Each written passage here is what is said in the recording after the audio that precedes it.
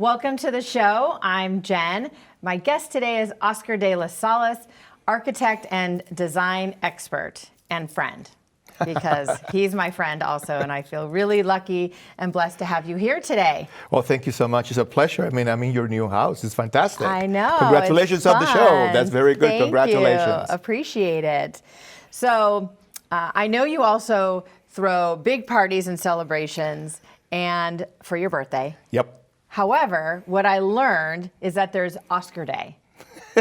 Okay, so tell me about Oscar Day and how do I get included in Oscar Day?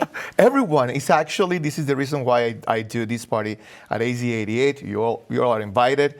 My day was last year. Oh my God, a year passed by. Okay, the year before, Mayor K. Gallego did the announcement on my day as Oscar Day in the city of Phoenix. Let's say as a mention for all my work with the community, or as a thank for all my work with the community. And then this is Oscar Day, June 29th, that's my birthday, and then do my party at AZ88. And every year has a theme, and you are invited, and everyone comes. The only thing that I ask is for people to buy me one drink.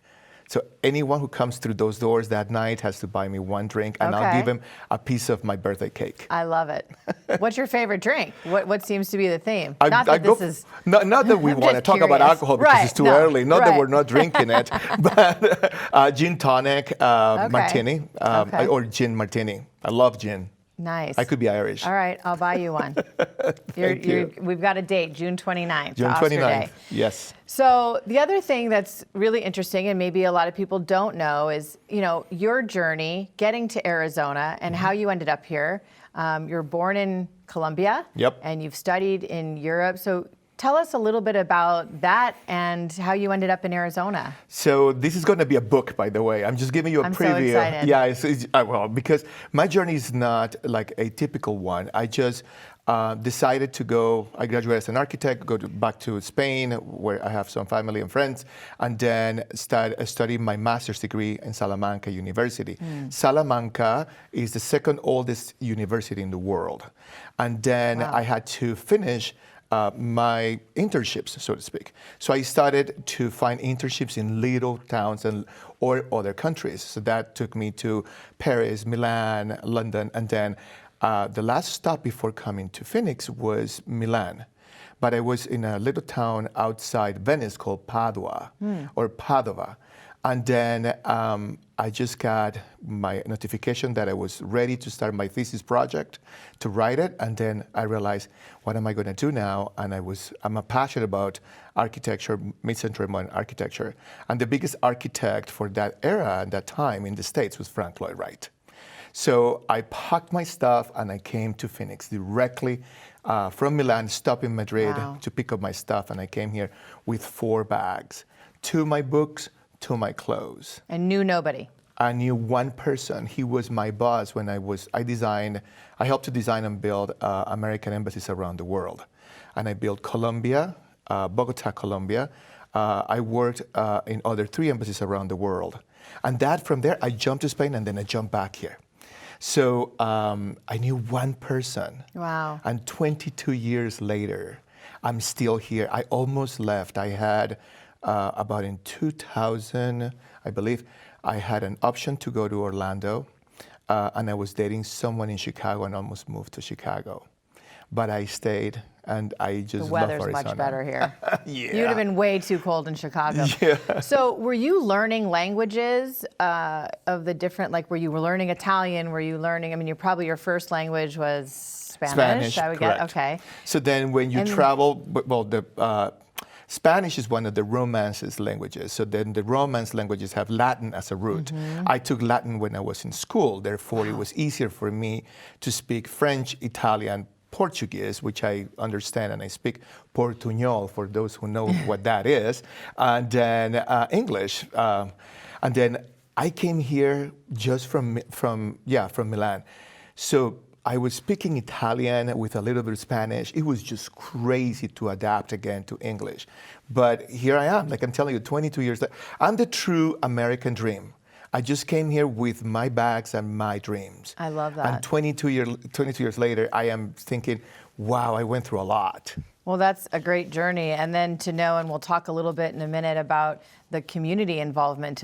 So to think that you not only moved here, but now you've really made this impact in the city, in the state that you came to. I mean, what a great story, too. Yeah, this is my home. So your background, as you mentioned, is in architecture and interior design, but there's a fashion element to what you bring and the brand that you've built for yourself and what you're passionate about. So how does the fashion infuse into the design and the architecture? It is very interesting because there is two aspects of me. There's the public persona, everyone knows me, the cameras, the pictures, the society stuff. And then there is the businessman who makes big businesses in town with the company that I work for. But how do I bring fashion into all this?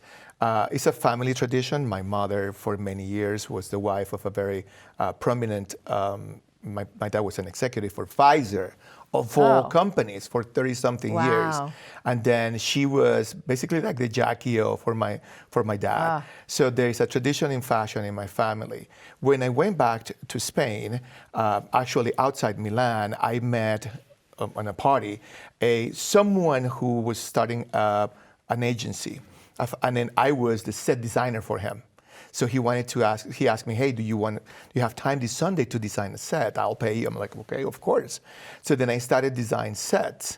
And then that prompted me into understanding the world of fashion a little bit more, and then linger into books and knowledge of the brands and so on and so forth. I did some modeling like years back when I was 18. I'm old. When I was 18, and then that came back. When I was in Europe. So I moved to the States, and that lingers. It's just part of my brand. It's part of who I am. I don't know any other way to be other than have fashion being part of my life. Yeah, so that makes sense, explaining that it's something you were exposed to as a kid. Correct. So it's a lifestyle. It is, right. It is a lifestyle. It's a knowledge of design. So that's part of who I am. Yeah, and when you do embrace fashion in a certain way, like Jackie O used as an example, it does become your brand and your persona. Yeah. So yeah, you and definitely with all the do that. experiences that I had, I see the world. Three-dimensionally. I mean, a fourth dimension, if you would. I see everything happening in the environment that I design. I just wonder, what is she wearing? What is he wearing? How about this cup here? How it's going to look like in the environment that I design? So it's basically more like storytelling through architecture, through design, through lifestyle. And I do believe there is an eye for that when you say you look at things a certain way. Yeah. I mean, not putting down people who don't have that eye, but I do believe there is a skill and a talent that somebody has that is just innate in them to see that a certain way. So, so we're lucky to have you bringing that to the community and sharing that, but also your involvement personally in the community and wanting to help individuals and organizations. Where did that come from, and why is that important to you?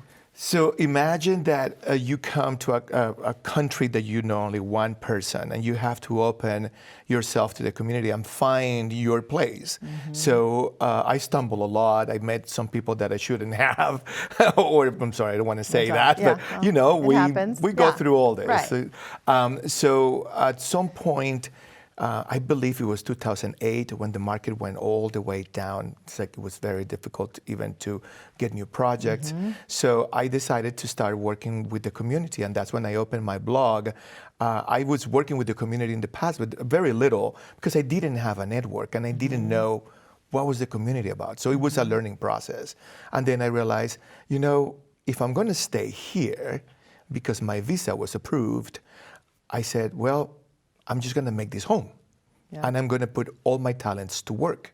So what are my talents? So I can put together a party because I see things in lifestyle. I can help you to create, I can help your nonprofit to get your new building. I can create the invitations because I know a little bit graphic design. I can help the people to get dressed, etc. So that I said, I'm going to put everything to work, and look where I am today. It's like there is all these big umbrella of many things that I can do in the community. And I'm very thankful to all people from Arizona for opening the door to someone they didn't know anything about. And that's my thank you to the community, because I walked into people's houses and places and parties that they didn't know who I was. I just show up here. So it's a gratefulness, let's say. And you brought your real self, and they obviously saw that. And what I see you do as I've watched that evolution for the time that I've known you is you bring also an experience to, because we've been involved in some events together, and you just enhance that experience of what you're involved in. So I just think that's a testament to, you're just being true to yourself. Yeah, it's curiosity of the community and my ability to tell my story and to hear everyone's story. When we are in these type of events and community gatherings, you hear everyone's story. So I'm kind of like a sponge of all that, but I'm also giving them where I'm coming from and my experiences as well. It's an interchange of ideas. Absolutely. Okay, well, I've got to end with this. So I didn't realize that you have some passions, and we have them in common. So, but I'm going to put you on the spot and have you answer the question of your list of favorite things is eyewear, fashion, skincare, and watches. And I'm right there with him. So, if you could only choose one, what would it be? Out of those 4 things? Out of those 4. Oh, God. I would say, well, my glasses because I need them. Okay. And then I love frames because it's become part of your persona. Right. But I have to admit that I cannot live without Joe Malone. And that's not a person, by the way. That's a brand. That's a brand. Yes, that's a brand. Check it out. That's it smells a brand. really good. Yeah. So it would be the glasses. That would be the glasses. The glasses, though, for sure. Okay. Yeah, absolutely. And how many pairs do you have?